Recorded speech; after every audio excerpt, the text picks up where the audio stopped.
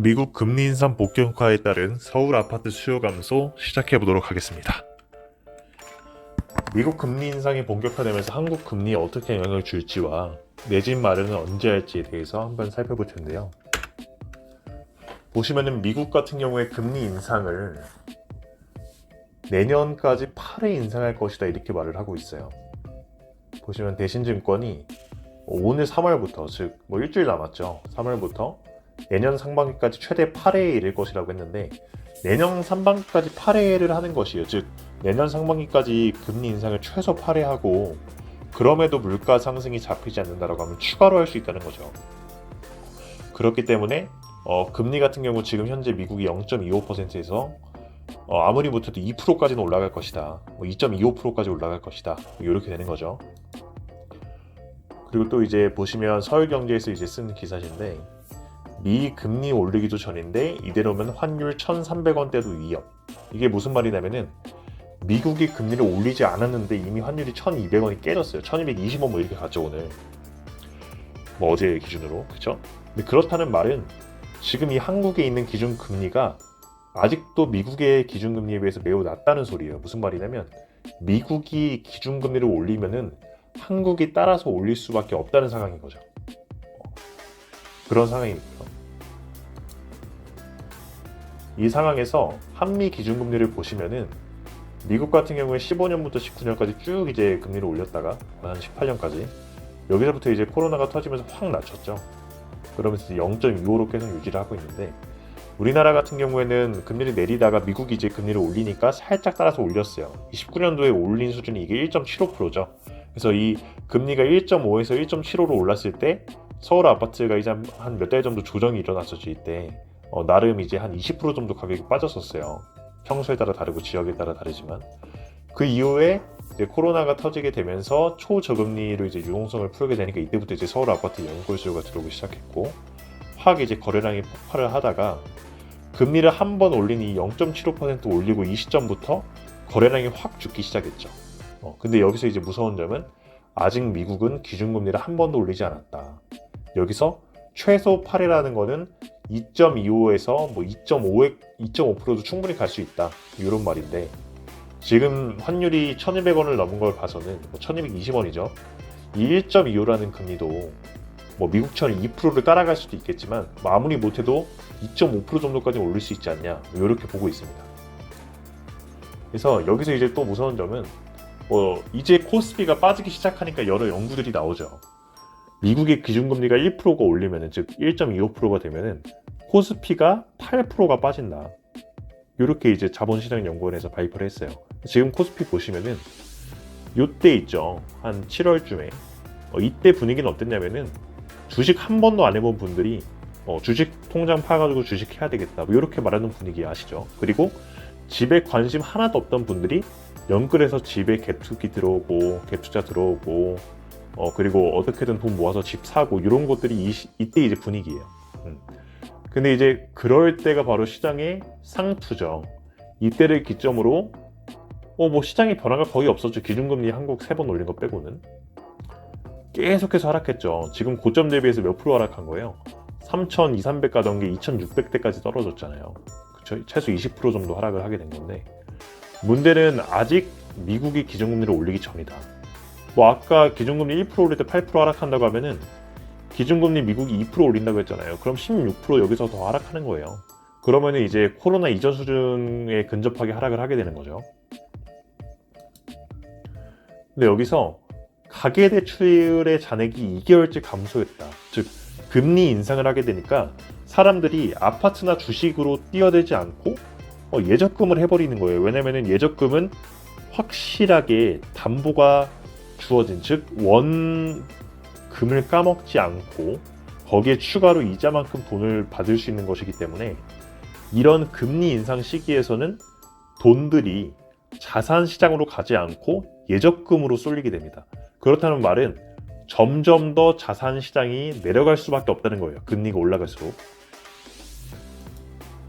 여기서 이제 세계 한국 아파트 일본 버블 붕괴처럼 하락할 것이라고 이제 영국 이코노미스트 기사가 썼는데 그게 그 근거를 보시자면 하나가 각종 나라 같은 경우는 이 08년도 글로벌 금융위기를 겪으면서 대출이 한번 대폭 감소했어요. 보시면 선진국 평균도 감소, 미국도 감소, 영국도 감소를 했는데 한국만 계속해서 증가했죠. 특히 최근에 1, 2년 동안 이때 이제 자산시장, 영끌 수요, 그리고 뭐 주식에 대출 받아서 투자하고 이런 수요들 때문에 가계대출이 매우 많이 증가를 했죠.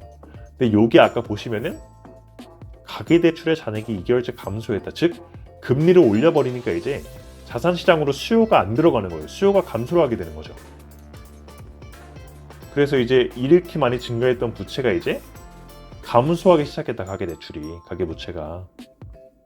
그러면 무슨 말이냐? 즉 자산시장, 코스피, 뭐 나스닥 이런 주식시장과 서울아파트, 경기아파트, 인천아파트, 각종 지방아파트로 들어가던 그런 돈들이 이제 예적금으로 들어간다는 것은 즉 유동성이 회수가 되고 있다는 뜻이에요. 여기서 한국은행이 이제 기준금리가 보시면은 이 1.75로 올린 다음에 18년 11월부터 19년 7월 정도까지 한 이 사이에만 강남 아파트 20% 폭락했어요. 그쵸? 근데 지금 1.25잖아요. 1.25인데 1%로 올렸을 때부터 이 세네 달 동안 거래량이 역대 최하를 찍었어요. 그쵸? 지금도 최하를 찍고 있고. 그렇다는 말은 이 금리가 한 번 더 올라가고 두 번 더 올라가게 된다면 어떻게 될까요? 지금은 이때보다 훨씬 더 많은 사람들이 영끌로 대출을 받아서 집을 샀죠. 이 저금리 때, 0.5일 때. 이 사람들이 과연 이 1.75% 이상의 금리를 버틸 수 있을까요? 근데 더욱이 문제는 JP모건에서 금리 인상 속도가 기존 예상보다 빨라질 수 있다고 내다봤다. 그래서 한국은행의 회의록을 보면 한국은행의 회의록을 보면 금리 인상 조치가 예상보다 더 적극적이고 선제적으로 될 것이라는 것을 알 수 있다. 보시면 뭐 2월에 금통에서 추가 인상은 하지 않았지만 골드만삭스와 JP모건에서는 내년 즉 23년에 한국의 기준금리가 2.25에서 2.5%는 갈 것으로 전망을 했죠. 즉 지금 이 금리가 이 1.75 때 20% 폭락했던 것보다 최소한 0.5에서 0.75 높게까지 올라간다는 거예요. 그렇다는 말은 이때 이 집값이 빠진 것보다 훨씬 더 많은 수준이 빠지겠죠. 오랫동안 그것도. 왜냐면은 미국에서는 최소 23년까지는 기준금리를 인상을 할 것이고 그 이후에 기준금리를 바로 낮추는 게 아니죠. 물가가 안정이 지속적으로 돼야지 이제 기준금리를 낮출 수 있는 거죠. 그렇게 된다는 말은 최소한 23, 24년까지는 긴축이 이루어진다는 거예요. 여기서 한국은행에 따르면 22년 1월달에 주택담보대출 금리는 얼마예요? 주담대 금리는 3.85로 작년 12월보다 0.22% 올랐죠. 언제? 13년 4월 이후에 가장 높은 수준이에요. 신용대출 금리도 0.28%로 0.16% 상승했으며 포인트 0.16%포인트 상승한 게 얼마예요? 2014년 이후로 최고치예요.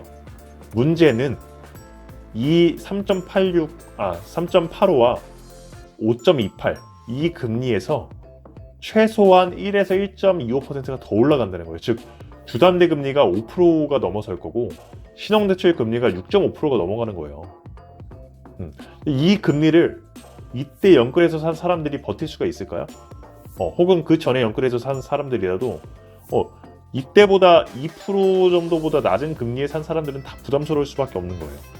근데 여기서 더 문제는 고정금리의 비중이 17.9%밖에 안 돼요. 확대됐어도 낮고요. 즉 7, 80%가 변동금리예요. 그게 무슨 말이냐? 금리가 오르게 되면은 전부 다 이 80%, 70%에 해당하는 분들은 금리 인상 효과를 매월 이자에 바로 받아버리는 거예요. 그렇기 때문에 아파트 가격이 폭락할 수 있는 상황은 갖춰지고 있다. 이미 수요가 감소를 하고 있고 왜냐면 거래량이 매우 감소하고 있기 때문에 그러면서 매물은 증가하고 있다는 기사 많이 보셨죠? 공급은 확대가 되고 있어요. 근데 여기서 더 금리가 올라간다. 미국도 지속해서 금리를 올릴 것이고 한국도 지속해서 금리를 올릴 것이다. 그렇게 된다면 수요는 더더욱 줄어들 것이고 공급은 더더욱 확대가 되겠죠. 왜? 돈을 많이 빌려서 즉 대출을 많이 일으켜서 자산시장을 올려 세웠던 영끌들이 물건을 뱉어낼 수밖에 없어요. 그렇게 몇 번씩 뱉어내다 보면은 실제로 연구를 하지 않은 분들도 수익 실현을 하고 싶은 거죠. 내가 생각했던 것보다 가격이 더 내려가네. 이제는 팔아서 수익 실현해야 되겠네 라는 물건이 한두 건 나오다 보면 호가, 실거래가 전부 다 하락하는 거예요. 근데 그렇게 되면 문제가 뭐냐, 하락기에는 수요가 더 감소하죠. 왜냐면 이거 기다리면 더 감소할 것 같은데, 더 가격이 떨어질 것 같은데. 그래서 수요는 지속해서 감소하고 공급이 지속적으로 확대가 되는데, 여기에 더해져서 이번에 대선 때 두 후보 전부 다 매우 많은 주택 공급을 약속했죠. 즉 지금 이미 있는 물량만으로도 수요가 감소하고 공급이 확대되고 있는데 여기에 신규 물량까지 추가가 된다. 이런 추세가 최소 2014년까지는 지속이 된다. 이렇게 볼 수 있습니다.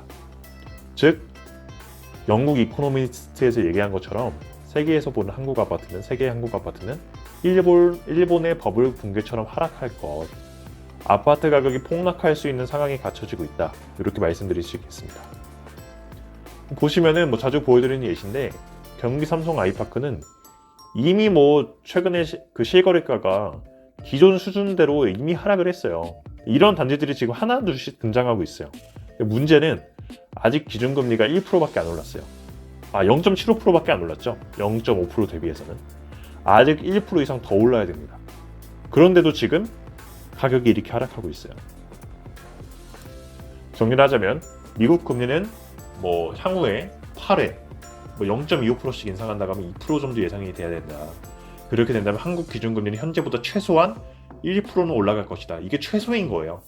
1.25보다 1%가 최소 올라가면 2.25죠. 3%까지도 갈 수 있는 거예요, 충분히. 금리 인상에 따른 아파트 영향은 어떻게 된다? 수요가 감소하게 되고 공급이 확대하게 되겠죠.